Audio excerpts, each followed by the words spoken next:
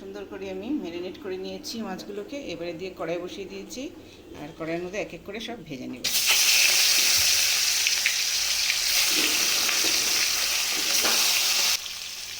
সব মাছগুলোকে ভেজে নিয়েছি, লাল একটু বেশি কড়া ভাজি নিই, অল্প করে ভেজে এবার তুলে নেব। ওই মাছগুলোকে তুলে নিয়েছি আর মাছটি দিয়ে দিলাম, এগুলোকে ভেজে তুলে নেব। যত সময় মাছ ভাজা হচ্ছে আমি দেখিয়ে দিচ্ছি কী কী দেবো মশলা। টমেটো নিয়েছি, পোস্ত নিয়েছি, সফ, গরম মশলা, তারপরে এখানে আদা রসুন, রসুন একটু আর আদা একটু, আর কাজু।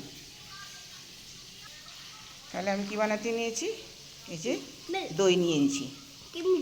হ্যাঁ, দই দিয়ে আমি আজকে মাছটা বানাবো।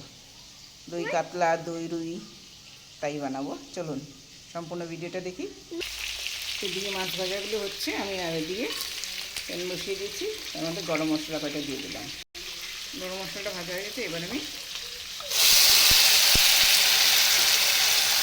দিয়ে দিলাম পেঁয়াজ, রসুন আরও আদা একটুখানি বাটা। এটা যত সময় ভাজা হচ্ছে তত সময় কাজু এগুলো একটু গ্রাইন্ড করে নিই। পোস্ত আর কাজুটা পেস্ট করে নিলাম, একটু লাল লাল হয়েছে কারণ আমি অর্ধেক টমেটোটা এর মধ্যে দিয়ে দিয়েছিলাম। চলুন, এখন আমার এখানে টমেটো ভাজা হয়ে গেছে, পেঁয়াজ রসুনটা একটু ভাজা ভাজা হয়ে গেছে, তাই পেঁয়াজ আদা রসুনটা বাটা ভাজা হয়ে যাওয়ার পর আমি এখন পোস্ত, কাজু আর অর্ধেক টমেটোর পেস্টটা দিয়ে দিলাম। এটা একটু ভাজা ভাজা করব। একটু হলুদ লবণ নিয়ে নিলাম আর একটু জিরা গুঁড়া দিয়ে দিচ্ছি। এবার আবার একটু সময় ভাজা ভাজা করব। আপনারা চাইলে হলুদ নাও দিতে পারেন, যারা যারা একটু সাদা সাদা পছন্দ করেন তারা হলুদ না দিলেও পারেন। আমি একটু হলুদ দিলাম, কেন কি একটু হলুদ দিলে ভালো লাগে রঙটা, তাই হলুদ একটু দিলাম। এবার একটু সময় ভাজবো। দইটাকে সুন্দর করে অল্প সময় ফেটে নিতে হবে যাতে খুব সুন্দর মিশে যায়। মশলাটা মোটামুটি ভাজা হয়ে গেছে, এর মধ্যে এখানে দইটা দিয়ে দিলাম। এবার আরও 2 মিনিট লাগবে।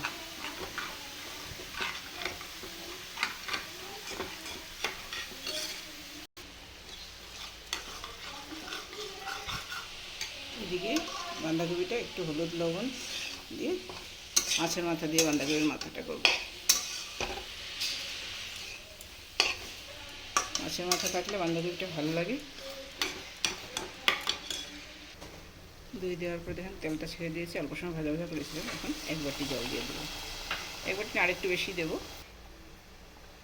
আরেক বাটি দিয়ে দিলাম, 2 বাটি দিয়ে দিলাম জল, মাছের আন্দাজ করে আর কি। একটু সমতলা দিচ্ছি। এদিকে মাছের মাথা দিয়ে বাঁধাকপিটা করছি, যে সেটা একটু লাগিয়ে দিই,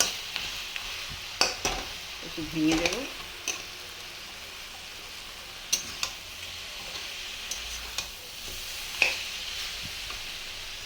এখন এখানে উতলানো উঠে গেছে, এখন এখানে মাছগুলো দিয়ে দেবো।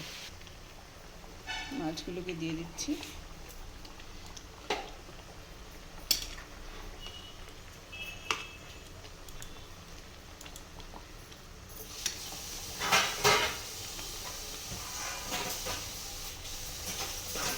এখন দিয়ে দেবো একটা কাঁচা লঙ্কা, একটু সরিয়ে একটু ধনিয়া পাতা দিয়ে দেবো। আজকে তো আমার দই কাতলা মোটামুটি হয়ে গেছে। কেমন হয়েছে আপনারা কমেন্টে জানাবেন। আমার তো মনে হয় দেখতে ভালোই হয়েছে। এদিকে আবার কুকার বসিয়ে দিয়েছি, একটার পর একটা চলছে রান্না। চলুন সবাইকে টাটা বাই বাই। সবাই ভালো থাকবেন, সুস্থ থাকবেন। আর আমার রান্নাটা কেমন হয়েছে আপনারা কমেন্টে জানাবেন।